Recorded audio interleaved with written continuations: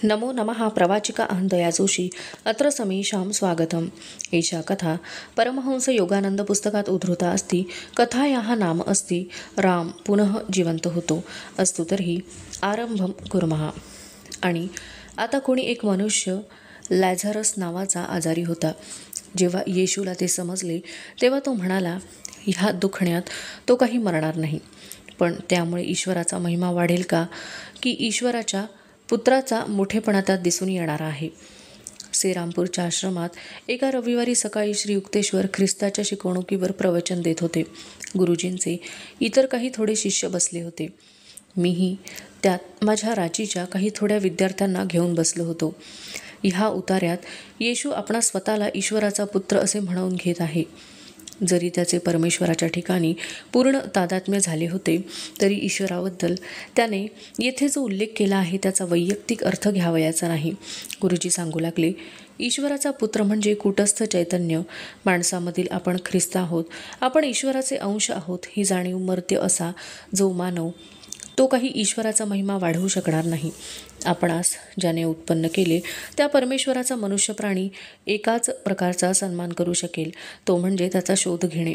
ईश्वराच्या स्वरूपाचे ज्याला ज्ञान नाही असा मनुष्य अमूर्त अशा केवळ कल्पनेचे गुणगान करू शकणार नाही। संतांची दिव्य प्रभा किंवा त्यांच्या मस्तकाभोवती जे तेजोवलय असते त्यावरून दिव्यत्वाचा गौरव करण्याचे त्यांचे सामर्थ्य प्रतीत होते। लॅझरसच्या परत जिवंत होण्याची विस्मयकारी कथा श्री युक्तेश्वर पुढे वाचू लागले। वाचून झाल्यावर गुरुजी बराच वेळ स्तब्ध बसले। पवित्र बायबल ग्रंथ त्यांच्या पुढ्यात ठेवलेला होता। अशा तऱ्हेचा चमत्कार पाहण्याचे सद्भाग्य मला सुद्धा लाभले होते। गुरुजींनी मौन संपविले आणि एका प्रकारच्या गंभीर आवेशाने ते बोलू लागले। लाहिरी महाशयांनी माझ्या अशाच एका मित्राला मेल्यानंतर पुन्हा जिवंत केले होते। माझ्या बाजूला जी कुमार मंडळी बसली होती त्यांची उत्सुकता जागृत झाली। माझ्यामध्ये सुद्धा थोडी बालवृत्ती होतीच। गुरुजींचे तात्विक बोलणे तर कळावेच, पण आपल्या गुरुच्या सहवासातल्या काही विस्मयकारी अनुभवांच्या हकीकती गुरुजींच्या तोंडून ऐकायला मिळाव्या ही जिज्ञासा माझ्या ठिकाणी होतीच। माझा मित्र राम व मी अशी आमची नेहमी जोडी असायची। गुरुजी सांगू लागले, पण त्याचा स्वभाव लाजरा व एकांतप्रिय होता। त्यामुळे तो गुरुजी लाहिरी महाशयांच्या दर्शनाला मध्यरात्र व पहाटे दरम्यान यायचा, का की त्यावेळी दिवसा येणाऱ्या भक्तांची गर्दी असायची नाही। मी रामचा अगदी जिवलग मित्र होतो, त्यामुळे तो मला त्याचे पुष्कळसे गूढ असे आध्यात्मिक अनुभव सांगत असे। त्याच्या आदर्श मैत्रीमध्ये मला एक तऱ्हेची प्रेरणा मिळत असे। गुरुजींची मुद्रा त्याच्या आठवणींनी किंचित मृदू झाली। श्री युक्तेश्वर सांगू लागले, रामला एकाएकी एका मोठ्या कसोटीला तोंड द्यावे लागले। तो एशियाटिक कॉलराने आजारी पडला। अत्यवस्थ स्थितीमध्ये डॉक्टरला बोलवायला गुरुजी कधीही हरकत घेत नसत। तेव्हा 2 तज्ज्ञ डॉक्टरांना बोलावून आणले। आजारी माणसाच्या शुश्रूषेची वगैरे गडबड चालू होती। त्या गडबडीतच मी लाहिरी महाशयांची दैवी उपचाराकरता प्रार्थना केली। मी त्यांच्या घरी गेलो व रडत रडत त्यांना सारी हकीकत सांगितली। डॉक्टर लोक रामची तब्येत पाहत आहेत, तो बरा होईल, गुरुजी आनंदाने हसते। माझ्या मनावरचे ओझे हलके झाले व मी मित्राला पुन्हा जेव्हा भेटायला गेलो तेव्हा तो अगदी मरणोन्मुख स्थितीमध्ये होता। एका डॉक्टरांनी अगदी निराशेच्या सुरामध्ये मला सांगितले, 1 किंवा 2 तासांपेक्षा जास्त वेळ तो जगू शकणार नाही। पुन्हा एकदा मी लाहिरी महाशयांच्याकडे धाव घेतली। डॉक्टर लोक चांगले कळकळीचे आहेत, राम बरा होईल, माझी खात्री आहे। गुरुजींनी मला आनंदाने निरोप दिला। रामच्या घरी मी जेव्हा जाऊन पोहोचलो त्यावेळी दोन्ही डॉक्टर तिथून निघून गेले होते। एकाने माझ्यासाठी एक चिठ्ठी लिहून ठेवली होती। आम्ही प्रयत्नांची शिकस्त केली, पण ह्याची काही आशा नाही। माझा मित्र म्हणजे मृत्यूच्या दारी पोचलेल्या मनुष्याचे चित्र होते। लाहिरी महाशयांचे शब्द खोटे कसे ठरावेत हे मला काही समजेना। झपाट्याने रामचे आयुष्य संपत आल्याचे ते दृश्य पाहून माझ्या मनात असा सारखा विचार येई की हे आता सारे संपले। अशा तऱ्हेने श्रद्धा व संशय यांच्या एक सोडून एक येणाऱ्या अशा 2 लाटांमध्ये मी फेकला जात होतो। तरी पण माझ्या मित्राची जेवढी शुश्रूषा मला करता येणे शक्य होते तेवढी मी केली। तो एकदम ओरडतच उठला, युक्तेश्वर गुरुजींकडे धावत जा व त्यांना मी गेलो म्हणून सांग। अंत्यसंस्कारांपूर्वी माझ्या शरीराला आशीर्वाद देण्यास सांग। एवढे शब्द बोलून रामने एक दीर्घ निश्वास घेतला आणि आपल्या देहाचा त्याग केला। त्याच्या बिछाण्याशी बसून मी तासभर रडलो. नेहमी शांत आयुष्याचा भोगता असा तो आता मृत्यूच्या पूर्ण निपचित अशा अवस्थेप्रत पोचला होता.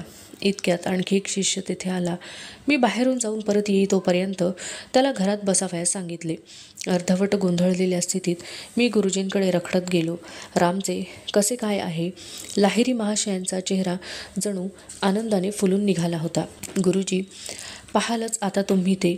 मी भावनावश होऊन चटकन बोलून गेलो. आता अगदी थोड्या तासातच दहनभूमीकडे जाण्यापूर्वी आपण त्याचे शरीर पाहालच. मी रडत सुटलो व मोठ्याने विलाप करू लागलो. युक्तेश्वर, धीर धर, शांतपणे जरा बस आणि ध्यान कर पाहू. आणि नंतर गुरुजींची समाधी लागली. ती दुपार व त्यानंतरची रात्र निघून गेली. त्यांची समाधी भंग पावली नाही.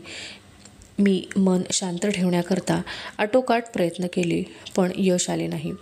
पहाटेच्या वेळी लाहिरी महाशयांनी जरा कुठे डोळे उघडले व मला धीर दिला. अजून तुझे मन अस्वस्थ आहे. मी रामला औषधाच्या रूपाने प्रत्यक्ष मदत करावी असे तुला वाटत होते. हे तू मला काल का सांगितले नाहीस? गुरुजींनी एका कपासारख्या दिसणाऱ्या दिव्याकडे बोट दाखवले व त्या दिव्यात एरंडीचे हलके तेल होते. ह्या दिव्यातल्या तेलाने एक लहानशी बाटली भर आणि त्यातून 7 थेंब तू रामच्या तोंडात घाल. मी नाराजी दर्शवली. गुरुजी, तो काल दुपारीच वारला. आता तेलाचा काय उपयोग आहे? काही हरकत नाही, सांगतो तसे कर. गुरुजींच्या चेहऱ्यावर आनंदाची छटा कशी होती याचा अर्थच मला समजेना. त्याच्या वियोगामुळे झालेल्या माझ्या मानसिक यातना अजून कमी झाल्या नव्हत्या. बाटलीत थोडे तेल ओतून मी रामच्या घराकडे निघालो. मृत्यूच्या पाशामुळे माझ्या मित्राचा देह अगदी ताठ झाला होता. त्याच्या त्या भयंकर अवस्थेकडे न पाहता मी आपल्या पहिल्या बोटाने त्याचे ओठ उघडले आणि डाव्या हाताने बुचाच्या साहाय्याने त्या तेलाचे एक एक थेंब त्याच्या घट्ट बसलेल्या दातांवर टाकले. त्याच्या थंडगार ओठावर जेव्हा 7वा थेंब पडला तेव्हा रामचे शरीर थंडी भरल्यासारखे जोराने कापू लागले. त्याच्या शरीरातील डोक्यापासून पायापर्यंतचे सगळे स्नायू कंपायमान झाले व तो आश्चर्य करीत उठून बसला. एका प्रकाशाच्या झोतात मला लाहिरी महाशय दिसले. तो ओरडला. ते सूर्यासारखे चमकत होते. त्यांनी मला जणू हुकूम केला, उठ, पुरे झाली झोप. श्री युक्तेश्वराबरोबर मला भेटायला ये. रामने कपडे केले व या भयंकर दुखण्यातून बरे होऊन गुरुजींच्या घरापर्यंत जाण्याइतकी परत त्याच्या अंगात ताकद आलेली पाहिल्यावर माझ्या डोळ्यांवर माझा विश्वास बसेना. तेथे गेल्यावर त्यांनी लाहिरी महाशयांना साष्टांग नमस्कार घातला. त्यावेळी त्याच्या डोळ्यात कृतज्ञतेचे अश्रू उभे राहिले. गुरुजींना आनंदाच्या उकळ्या फुटत होत्या. त्यांचे डोळे खोडसाळपणे माझ्याकडे पाहून चमकत होते. ते म्हणाले, युक्तेश्वर, तू आता नक्कीच एरंडेल तेलाची बाटली बरोबर ठेवण्यास विसरणार नाहीस. जेव्हा जेव्हा तू प्रेत पाहशील तेव्हा तू या तेलाचा उपयोग कर. दिव्यातील तेलाचे 7 थेंब यमाला नक्कीच परत धाडतील, नाही का? गुरुजी, तुम्ही माझी चेष्टा करताय. मला काही समजत नाही. माझी चूक काय झाली ते मला सांगा. राम बरा होईल हे मी तुला 2दा सांगितले, पण त्याच्यावर तुझा पुरता विश्वास बसला नाही. लाहिरी महाशय स्पष्टीकरण देऊ लागले. डॉक्टर लोक त्याला बरे करतील असा माझ्या म्हणण्याचा अर्थ नव्हता. फक्त ते त्याची तब्येत पाहतील, शुश्रूषा करतील एवढेच मला म्हणावयाचे होते. मला त्यांच्या औषधोपचारात ढवळाढवळ करावयाची नव्हती. नाहीतरी त्यांनासुद्धा पोट भरायचेच आहे की. आनंदाने उकळ्या फुटणाऱ्या आवाजाने ते पुढे म्हणाले, सर्व शक्तिमान परमात्मा सर्व काही बरे करतो हे लक्षात ठेव, डॉक्टर असो की नसो. माझी चूक आता मला कळली. मी पश्चात्तापपूर्वक कबूल केले. आता मला पुरते समजले की आपला एक साधा शब्द, पण हे सारे ब्रह्मांड त्या शब्दाप्रमाणे चालते. श्री युक्तेश्वरांनी आपली ही अद्भुत गोष्ट संपविली. राजीच्या एका मुलाने एक प्रश्न विचारावयाचे धाडस केले. असा प्रश्न मुलाने विचारावा हे सहज समजण्यासारखे होते. त्याने विचारले, गुरुजी, आपल्या गुरुजींनी एरंडेल तेल का आणायला सांगितले? मुला, तेल देण्यामध्ये विशेष असा काही हेतू नव्हता. काहीतरी एखादी जड स्वरूपाची वस्तू लाहिरी महाशयांनी औषध म्हणून द्यावी म्हणून त्यांनी जवळ दिसली ती वस्तू मला औषध म्हणून वापरावयास सांगितली. हेतू हा की जड स्वरूपी चिन्हाने तरी माझा जास्त विश्वास बसावा. माझा अंशतः त्यांच्या शब्दावर विश्वास बसला नाही म्हणून गुरुजींनी रामला मरू दिले. पण परमगुरू जो परमात्मा त्यास माहीत होते की आपल्या भक्ताने असे म्हटले होते की रोगाचे निवारण हे झालेच पाहिजे, मग त्याला रामची मृत्यूच्या दाढेतून सुटका करावयास लागली तरी हरकत नाही. त्याचा रोगही असाच होता की त्यात मनुष्य हा दगावायचाच. श्री युक्तेश्वरांनी नंतर बाकीच्या सगळ्यांना जावयास सांगितले व मला आपल्या पायांशी एका ब्लँकेटवर बसावयाची खूण केली. नेहमीपेक्षा जास्त गंभीरपणे ते म्हणाले, योगानंद, तुझ्या अगदी जन्मापासून तुझ्या भोवती लाहिरी महाशयांचे पट्ट शिष्य वावरत आहेत. त्या महायोग्याने आपले उदात्त जीवन साधारणपणे एकांतात घालविले आणि आपल्या शिकवणुकीबाबत आपल्या शिष्यांना कसलीही संस्था काढण्याबाबत मनाई केली होती. तशी संस्था काढू नये असा त्यांचा आग्रह असे तरी पण त्यांनी एक सूचक भविष्य केले होते. ते म्हणाले होते, मी गेल्यानंतर साधारण 50 वर्षांनी माझे जीवनचरित्र लिहिले जाईल. पाश्चिमात्य जगात योग साधनेबद्दल जास्त आवड उत्पन्न होईल, हे त्याचे कारण ठरेल. योग साधनेचा संदेश साऱ्या जगभर पसरेल. माणसांमध्ये बंधुत्वाची वाढ होण्यास त्याने मदत होईल. सर्व मानवांनी आपला परमपिता हा एकच आहे हे ज्ञान करून घेण्याने एका तऱ्हेचे जे ऐक्य निर्माण होईल, त्यामुळे बंधुत्वाच्या भावनेस जोर येईल. श्री युक्तेश्वर पुढे म्हणाले, योगानंदा, माझ्या मुला, हा संदेश पसरविण्याचे आणि त्या पवित्र जीवनाचे चरित्र लिहिण्याचे काम तुलाच करावे लागेल.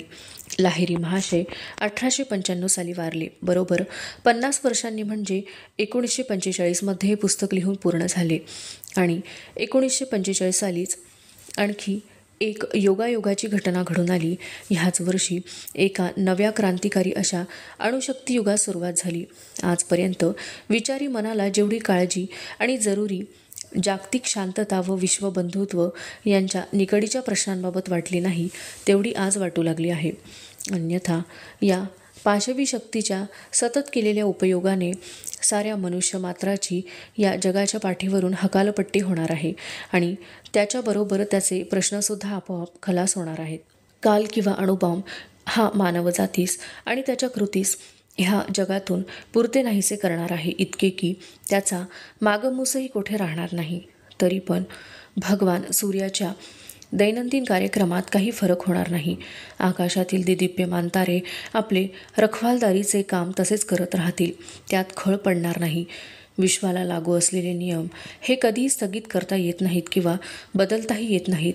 माणसाला त्या नियमानुसारच चालले पाहिजे आणि त्यातच त्याचे हित आहे. जर विश्वरचनेचा रोख पाशवी शक्तीच्या विरुद्ध असेल, जर सूर्य अंतरिक्षामध्ये संघर्ष न करता आपल्या ठराविक वेळेस अस्तंगत होऊन रात्रीच्या वेळी अंतरिक्षातील ताऱ्यांना त्यांचा थोडा बहुत लुकलुकणारा प्रकाश देण्यास अवसर देत असेल, तर ह्या पाशवी शक्तीचा मग उपयोग काय? त्यातून काही शांतता निर्माण होणार आहे काय? ह्या विश्वरचनेचे धागेनधागे हे सद्भावनांच्या रज्जूंनी बांधले जात असतात, निर्दय निर्घृण कृत्यांनी नव्हे. ज्यावेळी मानव प्राणी खऱ्याखुऱ्या शांततेचा अनुभव घेईल, त्याचवेळी त्याला निसर्गावर आपण मिळवलेल्या विजयांचे फळ अखंडितपणे चाखता येईल व त्या फळाची चव ही त्या रक्तलांछित भूमीवर निर्माण केलेल्या फळापेक्षा अधिक स्वादिष्ट असेल. मानवाच्या संयुक्त अंतःकरणांची बिननावी संस्थाच सर्वात परिणामकारक अशी संयुक्त राष्ट्रांची संस्था होय. ऐहिक यातना नष्ट करण्याकरता व्यापक सहानुभूतीची आणि खोलवर विचार करण्याची फार जरुरी आहे आणि ह्या जरुरीचे ज्ञान सहजासहजी होत नाही. मानवी व व्यवहारातील विविधतेच्या अगदी बुद्धिप्रामाण्याने केलेल्या विचारांनी ही आवश्यकता पटणारी नाही. ही आवश्यकता पटावयास एकच गोष्ट उपयोगी पडेल आणि ती म्हणजे सर्व मानव प्राण्यांमध्ये एकत्व अगदी खोलवर सामावून आहे आणि आपण सर्व परमेश्वराची लेकरेच आहोत आणि म्हणून आपणा सर्वांचे एकमेकांशी बंधुत्वाचे नाते आहे, ही भावना मनात रुजणे ही होय. ऐहिक जीवनाचे परमोच्च ध्येय म्हणजे समान बंधुत्व आणि त्यातून निर्माण होणारी शांतता. हे ध्येय साध्य करावयाच्या दृष्टीने योगाभ्यासाचा जीवात्मा व परमात्मा ह्यांचे ऐक्य घडवून आणणाऱ्या ह्या शास्त्रीय ज्ञानाचा सर्व देशातील सर्व मानव प्राण्यांना हा संदेश यथाकाल पोचविण्याच्या कामी फार उपयोग आहे. हे कार्य योगाभ्यासच करील. भारताची संस्कृती ही जगातील कोणत्याही इतर देशाच्या संस्कृतीपेक्षा अधिक पुरातन आहे, ही गोष्ट जरी निर्विवाद असली तरी आजवर इतके आघात सोसूनसुद्धा ती इतकी टिकून राहिली, ही काही केवळ यदृच्छेने घडून येणारी गोष्ट नव्हे, तर त्याचे कारण वेगळे आहे हे फारच थोड्या इतिहासकारांना समजले आहे. भारत देशामध्ये प्रत्येक पिढीत अतिउत्तम माणसे जन्मास आलेली आहेत आणि त्यांनी सनातन सत्याच्या शोधार्थ आपली भक्ती अर्पण केलेली आहे. त्या भक्तिभावाचा हा एक साधा घडून येणारा परिणाम आहे. हेच त्याचे खरे कारण आहे. केवळ नुसते टिकून राहून युगायुगांमधून वाहणाऱ्या वाऱ्यांच्या पुढे स्वतःला ताठ ठेवून भारताने कालाच्या ह्या आघाताला असे समर्पक उत्तर दिले आहे की तसे कोणत्याही लोकांना देता आले नाही. बायबलमध्ये एक गोष्ट आहे. अब्राहमने परमेश्वरास अशी विनंती केली की सोडोम शहरामध्ये जर 10 सच्चरित माणसे आढळली तर त्या शहराचा नाश करू नये. तेव्हा परमेश्वराने उत्तर दिले, 10 करता मी या शहराचा नाश करणार नाही. ह्या परमेश्वराच्या वचनाचा अर्थ उघड आहे. भारत देश हा कालाच्या उदरात गडप झाला नाही. याचे कारण या उक्तीमध्ये सापडते. भारताला समकालीन अशी मोठमोठी साम्राज्ये युद्धनीतीमध्ये नैपुण्य ज्यांनी मिळवलेले होते, अशी मिसर, बाबिलोन, ग्रीस व रोम येथील अवाढव्य साम्राज्ये आज धुळीला मिळालेली आढळतात. परमेश्वराच्या ह्या उक्तीचा अर्थ अगदी स्पष्ट आहे.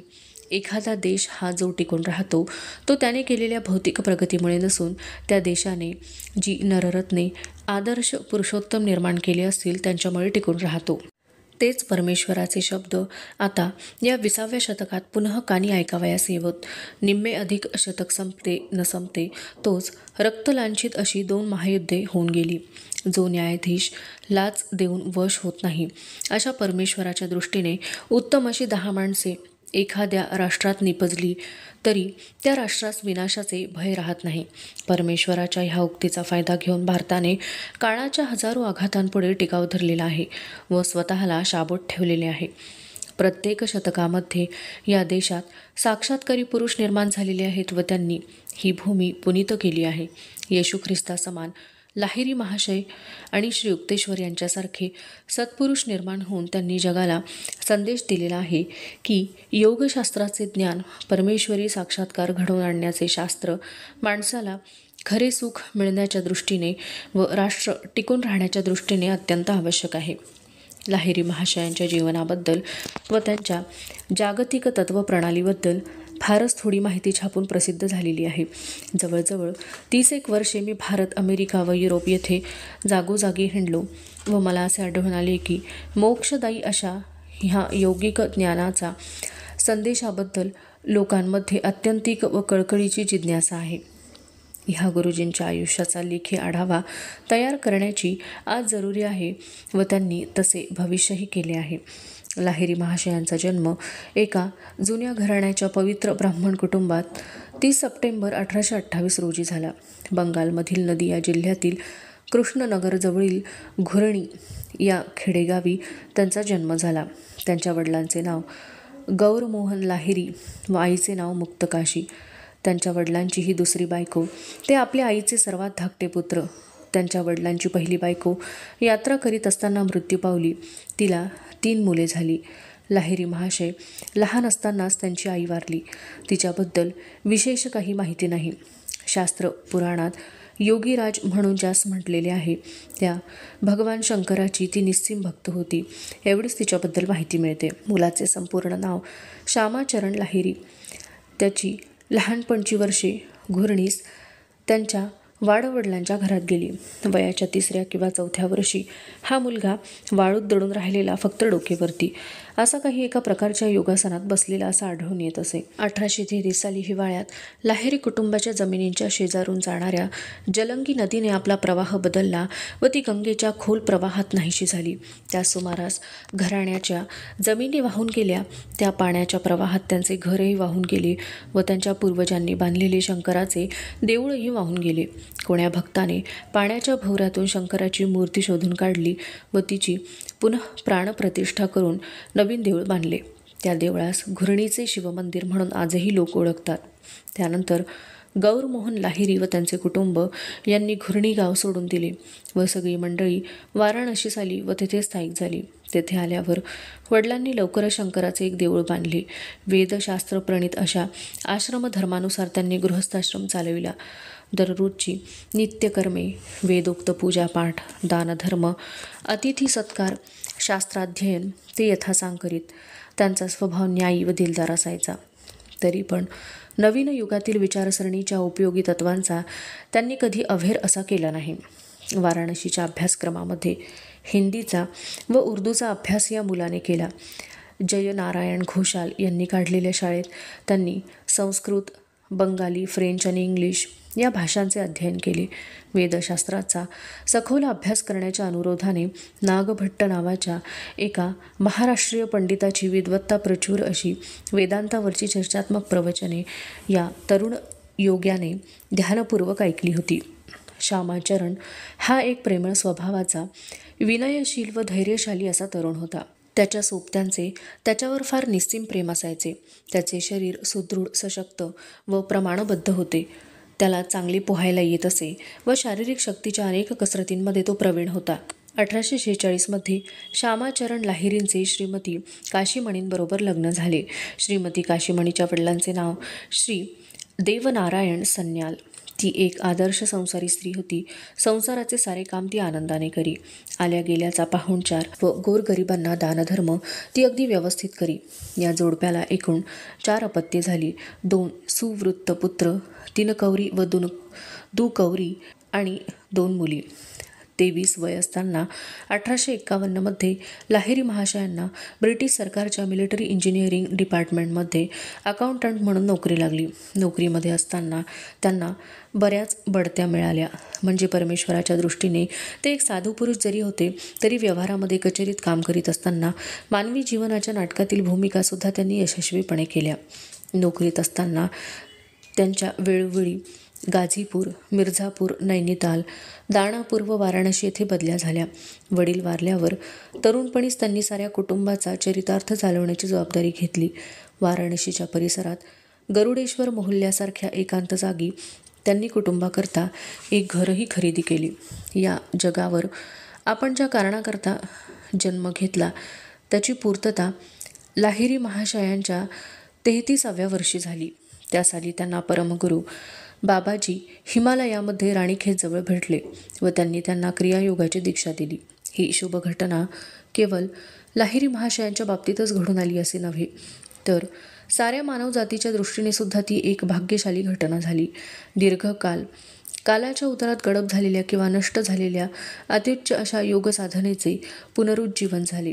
पुराणातील कथेप्रमाणे गंगा ही स्वर्गातून पृथ्वीवर आली व आपला भक्त जो भगीरथ त्याच्या तृषातुर मुखामध्ये आपल्या दिव्य प्रवाहाची धारा जशी गंगेने सोडली, तद्वत क्रियायोगाचा स्वर्गीय स्रोत हिमालयाच्या गुप्त अशा खडकाळ प्रदेशातून सर्वसाधारण माणसाच्या धूसर झोपडीपर्यंत वाहवयास सुरुवात झाली आहे. अधुना एषा कथा समाप्तिं गता अस्तु तर्हि पुनर्मिलामः तावन् मंगलं भूयात्. नमो नमः. धन्यवादः.